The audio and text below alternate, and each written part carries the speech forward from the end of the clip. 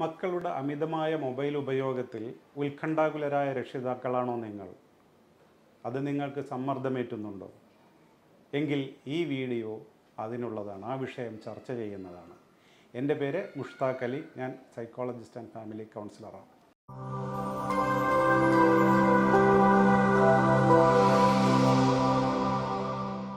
Okay, ഇന്ന് ലോകം മുഴുവൻ ചർച്ച ചെയ്യപ്പെടുന്ന ഒരു വിഷയമായി ഇത് മാറിയിട്ടുണ്ട്.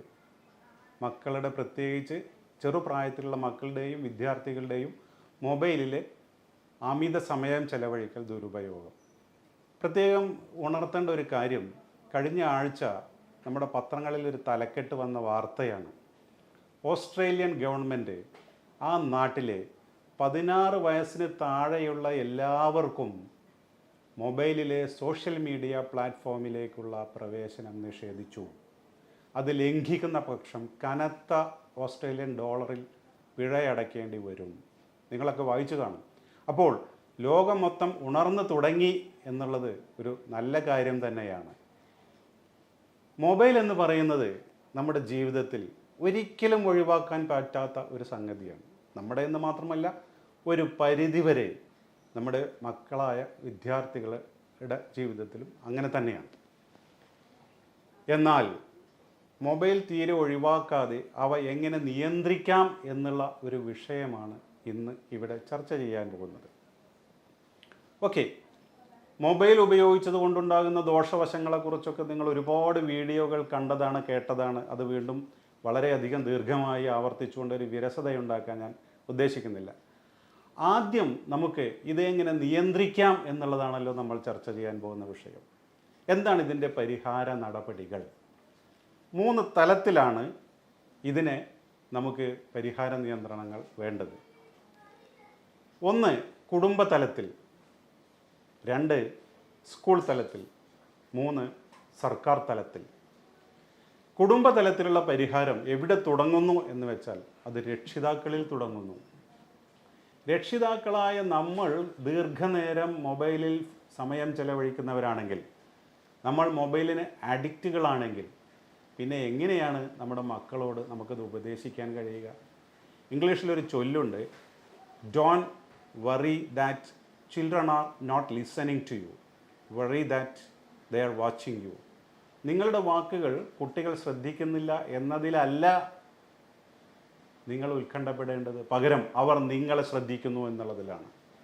അതിനർത്ഥം നമ്മുടെ കയ്യിലുള്ള എല്ലാ പ്രവർത്തനങ്ങളും സാഗൂതം വീക്ഷിക്കുകയും അത് അതേപോലെ പകർത്താൻ കുട്ടികൾക്ക് പ്രത്യേകം ഒരു കഴിവുണ്ട് എന്നുള്ളതും നമ്മൾ ആദ്യമേ തന്നെ ഓർക്കേണ്ടതാണ്.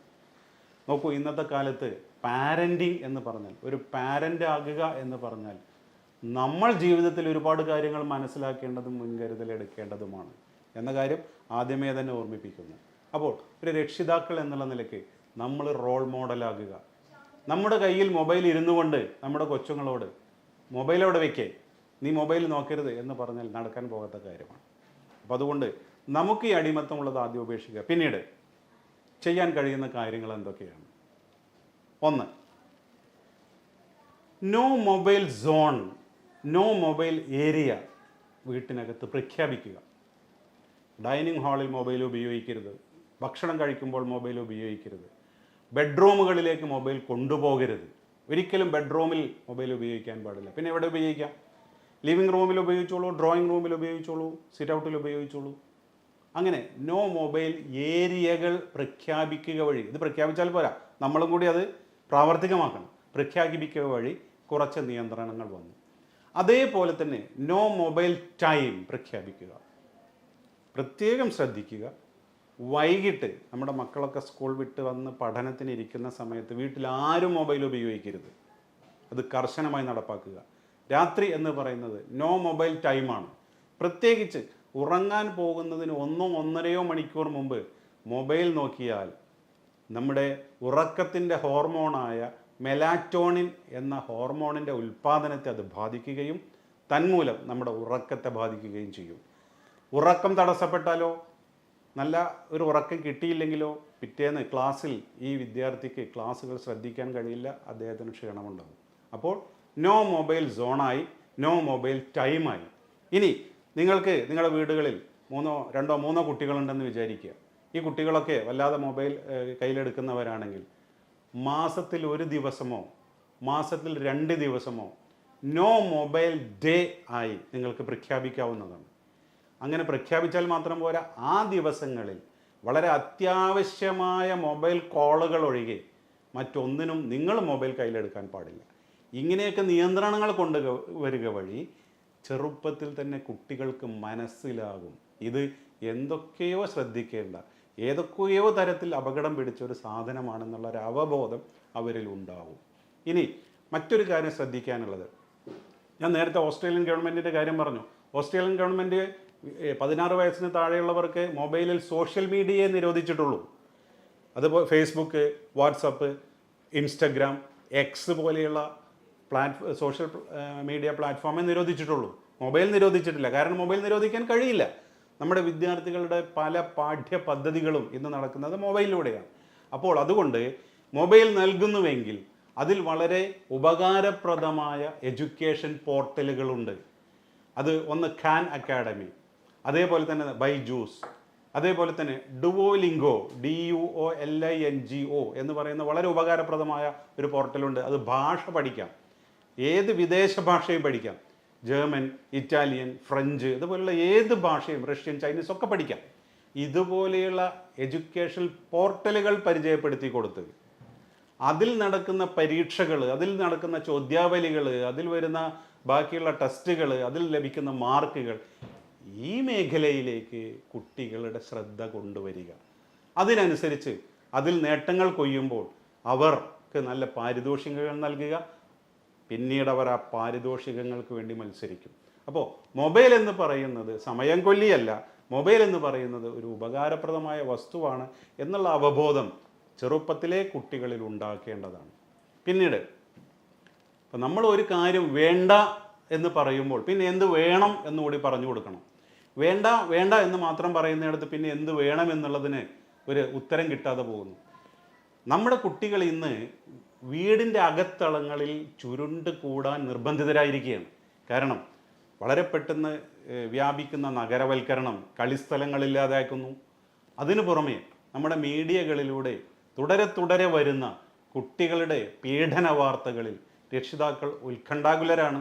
അതുകൊണ്ട് ഇവർ പുറത്ത് പോയില്ലെങ്കിലും വേണ്ടിയില്ല, ഇവർ വീട്ടിനകത്ത് തന്നെ ഇരിക്കട്ടെ എന്ന് രക്ഷിതാക്കൾ തീരുമാനിക്കുന്നു. അങ്ങനെ അലസരായി ഇരിക്കാൻ പറ്റുന്ന ഒരു പ്രായമല്ലല്ലോ കുട്ടിക്കാലം എന്ന് പറയുന്നത്, നമുക്കറിയാവുന്ന കാര്യങ്ങളാണ്. അപ്പോൾ നമ്മൾ എന്ത് ചെയ്യണമെന്ന് വിചാരിച്ചാൽ റെസിഡൻസ് കോളനികളോ അസോസിയേഷൻസോ അല്ലെങ്കിൽ അയൽക്കൂട്ടങ്ങളോ ഒക്കെ കുട്ടികൾക്ക് കായികമായി കളികളിൽ ഏർപ്പെടാവുന്ന സൗകര്യങ്ങൾ ഒരുക്കി കൊടുക്കുക എന്നുള്ളത് വളരെ അത്യാവശ്യമായ കാര്യമാണ്. നമ്മുടെയൊക്കെ കുട്ടിക്കാലത്തുള്ള സൗകര്യം ഇന്ന് നമ്മുടെ കുട്ടികൾക്ക് നിഷേധിക്കപ്പെട്ടിരിക്കുന്നു എന്നുള്ള സത്യം നമ്മൾ പലരും തിരിച്ചറിയുന്നില്ല. അപ്പോൾ അവരോട് നിങ്ങൾ മൊബൈലിൽ കളിക്കണ്ട, പുറത്തു പോയി പന്ത് കളിക്കൂ എന്ന് പറയുന്നത് ഒരു പൂർണ്ണതയാണ്. അതുകൊണ്ട് അതിനുള്ള സൗകര്യങ്ങൾ ഒരുക്കി കൊടുക്കുക. അതിൽ ആൺ പെൺ വ്യത്യാസമില്ലാതെ അവർക്ക് അവരുടെ താല്പര്യം ഏത് മേഖലയിലാണ്, അവർക്ക് സംഗീതത്തിലാണെങ്കിൽ അവരുടെ സംഗീത ക്ലാസ്സുകൾക്ക് വിടുക. അതേപോലെ തന്നെ കല, അതേപോലെ തന്നെ കായികം, അതേപോലെ തന്നെ സാംസ്കാരിക പ്രവർത്തനങ്ങൾ, ചർച്ചാ ക്ലാസ്സുകൾ, ഡിബേറ്റുകൾ, ഇതൊക്കെ സംഘടിപ്പിക്കാൻ രക്ഷിതാക്കൾ എന്നുള്ള നിലക്ക് നമ്മൾ മുൻകൈയിട്ട് ഇറങ്ങേണ്ടി വരും. അങ്ങനെ ഒഴിവ് ദിവസങ്ങളിൽ കുട്ടികൾ കൂടുതൽ സമയം മൊബൈലിൽ ഇരിക്കുന്നത് ആ വഴിക്ക് നമുക്ക് ഒഴിവാക്കാൻ കഴിയും. ഇതുപോലെ അവരുടെ ബാക്കിയുള്ള ഈ നേരത്തെ പറഞ്ഞ എഡ്യൂക്കേഷൻ പോർട്ടലുകൾക്ക് തിരിച്ചുവിടുക എന്നൊക്കെയാണ് നമുക്ക് ചെയ്യാനുള്ള കാര്യങ്ങൾ. അടുത്തത് സ്കൂൾ തലത്തിലാണ്. നിർഭാഗ്യവശാൽ നമ്മുടെ സ്കൂൾ അധികൃതർ എന്നും ഇത് വേണ്ടത്ര ഒരു ഗൗരവത്തിൽ എടുത്തിട്ടില്ല എന്നാണ് എനിക്ക് തോന്നുന്നത്. നിങ്ങൾ സ്കൂൾ തലത്തിൽ PTA-കളിൽ ഇടപെട്ടുകൊണ്ട് സ്കൂൾ തലത്തിൽ ഇടയ്ക്കിടയ്ക്ക് വിദഗ്ധരുടെയോ അതുപോലെ തന്നെ ഡോക്ടർമാരുടെയോ ഒക്കെ ക്ലാസ്സുകൾ സംഘടിപ്പിക്കുക. അധ്യാപകർ ഇടയ്ക്കിടയ്ക്ക് കുട്ടികൾക്ക് ബോധവൽക്കരണം നടത്തുക. ഈ മൊബൈൽ എന്ന് പറയുന്നത് വിജ്ഞാനത്തിനുള്ളതാണ്, വിനോദത്തിനുള്ളതല്ല എന്ന് ഇടയ്ക്കിടയ്ക്ക് അവർ ഓർമ്മിപ്പിച്ചുകൊണ്ടേയിരിക്കുക. അങ്ങനെ ഈ മൊബൈലിൽ കൂടുതൽ സമയം ചെലവഴിക്കുന്നത് തെറ്റാണെന്നുള്ള ബോധം അവർക്കുണ്ടാകണം. ഇനി സ്കൂളുകളിലും സ്കൂളുകളുടെ പരിസരങ്ങളിലും സ്കൂളിൻ്റെ മതിലുകളിലുമൊക്കെ നമുക്ക് ബോധവൽക്കരണ മുദ്രാവാക്യങ്ങൾ എഴുതി വയ്ക്കാവുന്നതാണ്.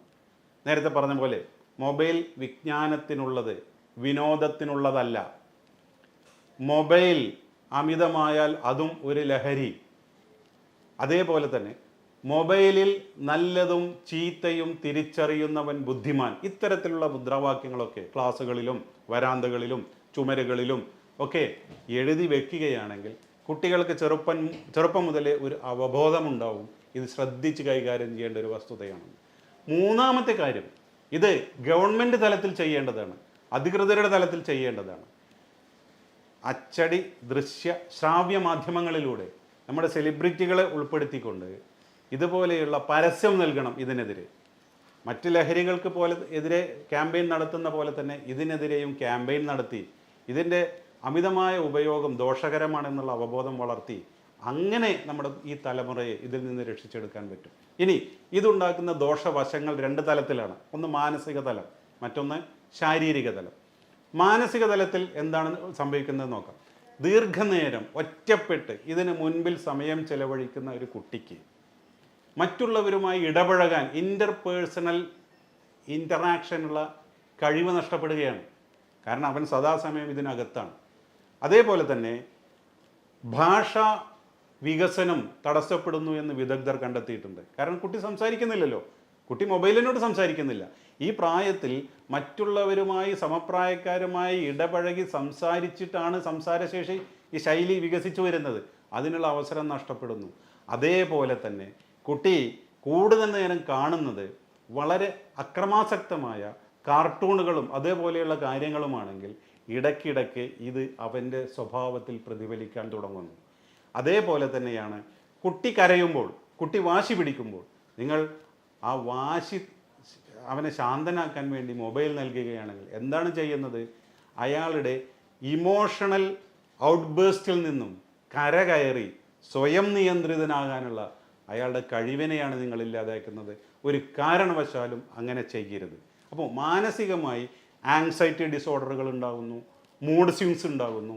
അതേപോലെ തന്നെ അയാൾക്ക് അറ്റൻഷൻ സ്പാൻ കുറയുന്നു, ഒരു കാര്യത്തിൽ കൂടുതൽ ദീർഘനേരം ശ്രദ്ധിച്ചിരിക്കാനുള്ള കഴിവുകൾ കുറയുന്നു എന്നെല്ലാം പഠനങ്ങൾ തെളിയിച്ചതാണ്.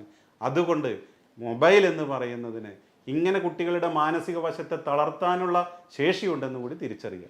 അടുത്തത് ശാരീരികമായ വസ്തുതകൾ. കൂടുതൽ നേരം ശാരീരികമായി ഉണ്ടാകുന്ന ദോഷങ്ങളാണ്. കൂടുതൽ നേരം ഇതിലേക്ക് നോക്കി ഇരിക്കുക വഴി ഈ കുട്ടികൾക്ക് ഐ സ്ട്രെയിൻ ഉണ്ടാകുന്നു, കണ്ണിന് വിഷമതകൾ ഉണ്ടാകുന്നു. കുറേ കാലം കഴിയുമ്പോൾ അവരുടെ കാഴ്ചക്ക് മങ്ങലുണ്ടാകുന്നു. ഇമ വെട്ടാതെ ഇമ ചിമ്മാതെ ദീർഘനേരം ഇരിക്കുക വഴി ഡ്രൈ ഐ ഉണ്ടാകുന്നു, കണ്ണുകൾക്ക് ഇറിറ്റേഷൻ ഉണ്ടാകുന്നു. ഇതേപോലെ തന്നെ ഞാൻ നേരത്തെ പറഞ്ഞ പോലെ രാത്രി കാലങ്ങളിൽ ഇത് നോക്കുക വഴി മെലാറ്റോണിൻ്റെ ഉൽപ്പാദനം കുറയുക വഴി ഉറക്കം നഷ്ടപ്പെടുന്നു, പിറ്റേന്നത്തെ ക്ലാസ്സിൽ ശ്രദ്ധ നഷ്ടപ്പെടുന്നു. ഇനി ENT ഡോക്ടർമാരുടെ ഒരു കോൺഫറൻസിൽ അവതരിപ്പിച്ചൊരു പ്രമേയം എന്ന് പറയുന്നത് നോയ്സ് ഇൻഡ്യൂസ്ഡ് ഹിയറിംഗ് ലോസ്, അമിത ശബ്ദം കാരണം ഉണ്ടാകുന്ന കേൾവിക്കുറവ്, കേൾവി നഷ്ടം. അതിലൊരു വിഷയം ഇയർഫോൺ ദീർഘനേരം ഉപയോഗിച്ചതുകൊണ്ട് കേൾവി തകരാറുണ്ടാകുന്നു എന്നുള്ളൊരു വസ്തുതയാണ്. അതുകൊണ്ട് നിങ്ങൾ ഇതേപോലെ ഞാൻ നേരത്തെ പറഞ്ഞ പോലെ ഉപകാരപ്രദമായ കാര്യങ്ങളാണ് കുട്ടികൾ മൊബൈലിൽ നോക്കുന്നതെങ്കിൽ പോലും അവർക്ക് ഇയർഫോൺ നൽകരുത്. രണ്ട് കാര്യങ്ങളാണ്. ഇയർഫോൺ നൽകുമ്പോൾ അവരെന്തിലൂടെ കടന്നു പോകുന്നു എന്ന് നമുക്ക് തിരിച്ചറിയാൻ കഴിയാതെ പോകും. രണ്ട്, ദീർഘനേരത്തെ ഇയർഫോണിൻ്റെ ഉപയോഗം കാരണം അവർക്ക് കേൾവി ശക്തി കുറയുന്നു. അടുത്തതായിട്ട് സംഭവിക്കാൻ പോകുന്നത് ഈ നെക്കിന് വേദനയുണ്ടാകുന്നു. കാരണം ഒരേ മൂവ്മെൻറ്റിലുള്ള നോട്ടമാണ്, ഒരേ മൂവ്മെൻറ്റിലുള്ള ഇരുത്തം കാരണം ബാക്ക് പെയിൻ ഉണ്ടാകുന്നു.